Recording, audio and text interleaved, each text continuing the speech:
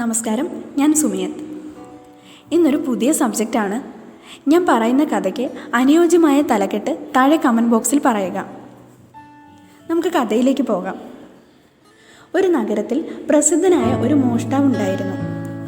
അയാൾ എന്നും മോഷ്ടിച്ച് കിട്ടുന്ന പണം കൊണ്ടാണ് ജീവിതം പുലർത്തിയിരുന്നത്. ചെറുപ്പത്തിലെ അച്ഛനമ്മമാരെ നഷ്ടപ്പെട്ട അയാൾ അന്നാൾ മുതൽ മോഷണം ശീലമാക്കിയിരുന്നു. മോഷണം നടത്തിയാൽ തന്നെ കൊടുക്കുമെന്ന് തോന്നുന്ന എല്ലാ പഴുതുകളും ബുദ്ധിപരമായി അടച്ചിട്ടാണ് അയാൾ തിരിച്ചു പോകുന്നത്. മോഷണകലയിലെ പ്രഗത്ഭൻ എന്ന് തന്നെ പറയാം.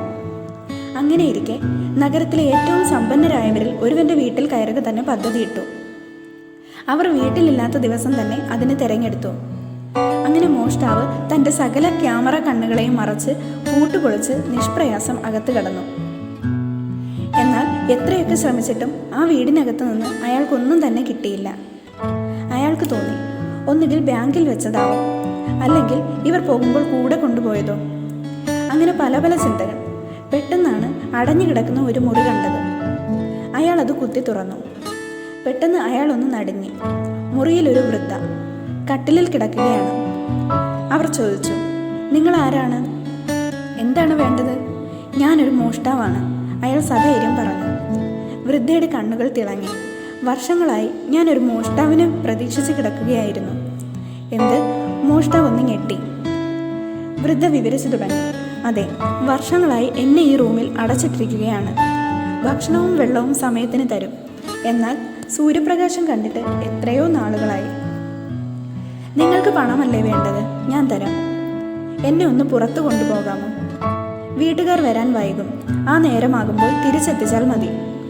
പൂക്കളും മരവും ആകാശവുമൊക്കെ കാണാൻ കൊതിയാവുന്നുണ്ട്. മോഷ്ടാവ് ഒരു നിമിഷം ആലോചിച്ചു. പണം കിട്ടുമല്ലോ, പിന്നെ പോയാൽ എന്താ? അയാൾ സമ്മതിച്ചു. വൃദ്ധയെയും കൊണ്ട് അയാൾ പുറത്തിറങ്ങി. വൃദ്ധ വെളിച്ചം കണ്ടു. നഗരത്തിലെ പല കാഴ്ചകളും കണ്ടു. അവർ വർഷങ്ങൾക്ക് മുമ്പ് കണ്ട കാഴ്ചകളിൽ നിന്നും ഒരുപാട് വ്യത്യസ്തമായിരുന്നു ഇന്നത്തെ കാഴ്ചകൾ. അവർ അതിനെക്കുറിച്ച് മോഷ്ടാവിനോട് വാചാലയായി. വൈകുന്നേരത്തോളം വൃദ്ധ പ്രകൃതി ആസ്വദിച്ച് കണ്ടു. ശേഷം അയാൾ വൃദ്ധയെ തിരികെ അവരുടെ വീട്ടിലാക്കി. അയാൾക്ക് വൃദ്ധ കൈ നിറയെ പണം നൽകി. പിന്നീട് കുറെ നന്ദി വാക്കുകളും. വീണ്ടും വരണമെന്ന് അവർ യാചിച്ചു.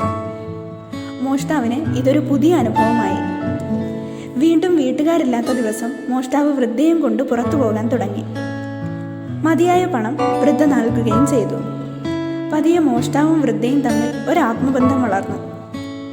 അയാൾക്ക് തൻ്റെ നഷ്ടപ്പെട്ട അമ്മയെ തിരിച്ചു കിട്ടിയ പോലെയായി. ഒരിക്കൽ അയാൾ ചോദിച്ചു, എൻ്റെ വീട്ടിലേക്ക് വരുന്നോ? എന്നാൽ അവർ വിസമ്മതിച്ചു. അയാൾ ചോദിച്ചു, ഞാനൊരു മോഷ്ടാവായതുകൊണ്ടാണോ? അപ്പോൾ വൃദ്ധ പറഞ്ഞു, അതിന് നീ ഇപ്പോൾ ഒരു മോഷ്ടാവല്ല. നീ ഇപ്പോൾ അധ്വാനിച്ച് മാന്യമായി ജീവിക്കുകയാണ്. എന്നെ പുറത്തു കൊണ്ടുവരുന്നതിനാണ് ഞാൻ നിനക്ക് പണം നൽകുന്നത്. അതെങ്ങനെ മോഷണമാവും? അതുമല്ല, അത്യാവശ്യം ജീവിക്കാനുള്ള പണം ഞാൻ നിനക്ക് നൽകുന്നുണ്ട്. അതുകൊണ്ട് നീ മറ്റെവിടെ നിന്നും മോഷ്ടിക്കുകയുമില്ല. എന്നാൽ ഇപ്പോൾ നീ എന്നെ നിന്റെ കൂടെ കൊണ്ടുപോയാൽ എന്നെ പോറ്റുന്നതിന് വേണ്ടി നീ വീണ്ടും മോഷണത്തിനിറങ്ങും. അതിന് ഞാൻ ആഗ്രഹിക്കുന്നില്ല. അധ്വാനിച്ച് ജീവിക്കുന്നതിൻ്റെ സന്തോഷം നീ ഇപ്പോൾ അറിയുന്നുണ്ട്. മോഷ്ടാവിൻ്റെ കണ്ണുകൾ നിറഞ്ഞു. അല്ല, അയാൾ ഇപ്പോൾ മോഷ്ടാവല്ല, നല്ലൊരു മനുഷ്യനാണ്. ആദ്യമായിട്ടാണ് താൻ അധ്വാനിച്ചാണ് ജീവിക്കുന്നതെന്ന് അയാളോട് ഒരാൾ പറയുന്നത്. അന്നത്തെ ദിവസം വൃദ്ധയോടൊപ്പം കുറച്ച് സമയം കൂടി ചെലവഴിക്കണമെന്ന് അയാൾക്ക് തോന്നി. എന്നാൽ സമയമേറെയായി. വൃദ്ധയെ അയാൾ തിരികെ വീട്ടിലെത്തിച്ചു. എന്നാൽ ഇന്ന് അയാൾ വൃദ്ധയുടെ കയ്യിൽ നിന്ന് പണം വാങ്ങിയില്ല. വൃദ്ധയോട് യാത്ര പറഞ്ഞ് അയാൾ ഇറങ്ങി. ഈ ദിവസം ഇനിയും കിട്ടിയിരുന്നെങ്കിൽ എന്ന് അയാൾ ആഗ്രഹിച്ചു. അയാൾ അധ്വാനിക്കാൻ തുടങ്ങി. എന്ത് ജോലികളും ഉത്സാഹത്തോടെ ചെയ്യാൻ തുടങ്ങി. അധ്വാനിച്ച് ജീവിക്കാൻ തുടങ്ങി. വീണ്ടും വൃദ്ധയെ കാണാനുള്ള ദിവസം എത്തി. ഇത്തവണ താൻ അധ്വാനിച്ച പണം കൊണ്ട് വൃദ്ധയ്ക്കൊരു പുതുവസ്ത്രം വാങ്ങി പുറപ്പെട്ടു. എന്നാൽ വൃദ്ധയുടെ വീട്ടിൽ അപ്രതീക്ഷിതമായി നിറയെ ആൾക്കൂട്ടം. അയാൾ അകത്തേക്ക് കടന്നു. അതെ, അതുതന്നെ സംഭവിച്ചു. ഒരു നല്ല മനുഷ്യനെ വാർത്തെടുത്തിട്ട് അവർ സ്വർഗത്തിലേക്ക് യാത്രയായി. അയാളുടെ ഉള്ളിൽ വിങ്ങിപ്പൊട്ടിയ സങ്കടത്തെ അയാൾ കടിച്ചമർത്തി.